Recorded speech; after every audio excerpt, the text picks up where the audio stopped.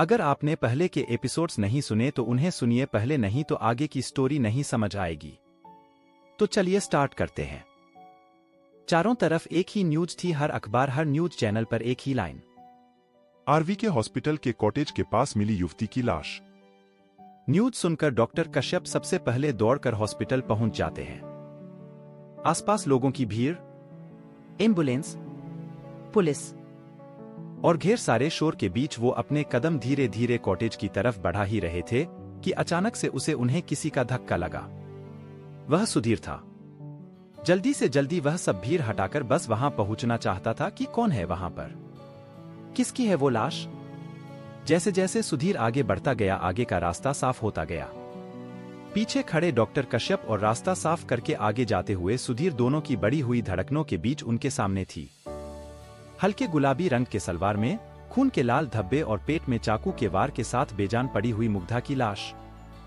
वह लड़की जिसे उसने बस कुछ घंटों पहले ही अपने दिल की बात बताई थी, जिसके साथ वह सारी जिंदगी बिताना चाहता था, उसकी आंखों के सामने ही उस लड़की की लाश पड़ी हुई थी।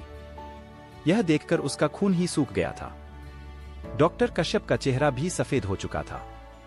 पुलिस डॉक्टर कश्यप से सवाल जवाब करने लगती है। वह कुछ भी बोल ही नहीं पा रहे थे। इतने शोर के बीच एक और गाड़ी वहां आती है। गाड़ी अभी रुकी भी नहीं थी कि तभी उसमें से दरवाजा खोलकर वीर बाहर निकलता है। वह दौड़कर कॉटेज के पास जाता है। सामने का नजारा देखकर उसके पांव तले से जमीन सरक जाती है। वह वहीं जमीन पर बैठ जाता है। यह खबर मुग्धा के परिवार के पास पहुंचती है। अपनी प्यारी सी बेटी, जिसे आज तक उन्होंने सराखों पर बिठा कर रखा था, जिसे पहली बार ही शायद उन्होंने घर से दूर भेजा था, उसकी इस तरह से हत्या। तुरंत ही वह लोग मुंबई आने के लिए निकलते हैं, मगर किसे पता था कि कुदरत ने एक और अनहोनी तय कर रखी थी। अपनी छोटी बहन की ऐसी मौत ने एक भाई को झिंझोड़ कर रख दिया था। वह लोग वापी हाईवे पर पहुंचे ही थे कि तभी धड़ाम, एक जोरदार एक्सीडेंट और मुग्धा का पूरा परिवार उस कार एक्सीडेंट में तबाह हो जाता है। आखिरी बार ना मुग्धा उन्हें देख पाई, ना वह लोग मुग्धा को देख पाए। और देखते ही देखते बस कुछ ही घंटों में एक पूरा हंसता खेलता परिवार खत्म हो जाता है। Neha, Anjali, Rudra, hospital staff, watchman, police सबको पूछताछ के लिए बुलाकर मुग्धा के कातिल को ढूंढने में लग जाती है। ना किसी से कोई झगड़ा, ना किसी से कोई बैर, बस अपने सपनों के पीछे भागने वाले एक प्यारी सी लड़की की हत्या ने सबको हिलाकर रख दिया था। हर रोज पुलिस सबको पूछताछ के लिए बुलाती थी, मगर कोई सुराग हाथ नहीं आ रहा था और ना ही कोई वजह मिल रही थी मुग्धा जैसी लड़की का कत्ल करने की। दिन बीतते जा रहे थे, सबका बस एक ही जवाब, किसी के साथ कोई दुश्मनी नहीं थी, वह बहुत सीधी लड़की थी। और ना ही कोई सबूत मिल रहा था। सुधीर ने तो अब हॉस्पिटल जाना ही बंद कर दिया था। धीरे धीरे सब लोग अब दोबारा अपने काम में लग रहे थे। इतनी प्यारी बच्ची थी, पता नहीं किसकी नजर लग गई उसे।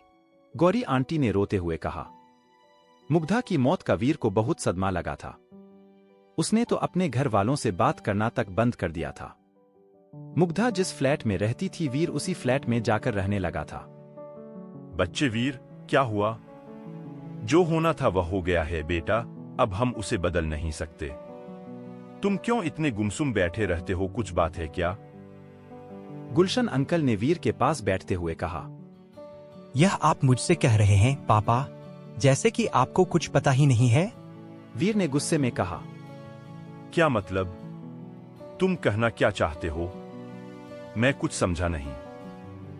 गुलशन अंकल ने आंख चुराते हुए कहा। मेरे सामने यह सब नाटक करने की जरूरत नहीं है पापा। मुझे पता है कि आप मुग्धा पर चुप चुप के नजर रखते थे। मैंने कई बार आपको उसके फ्लैट में जाते हुए देखा भी था।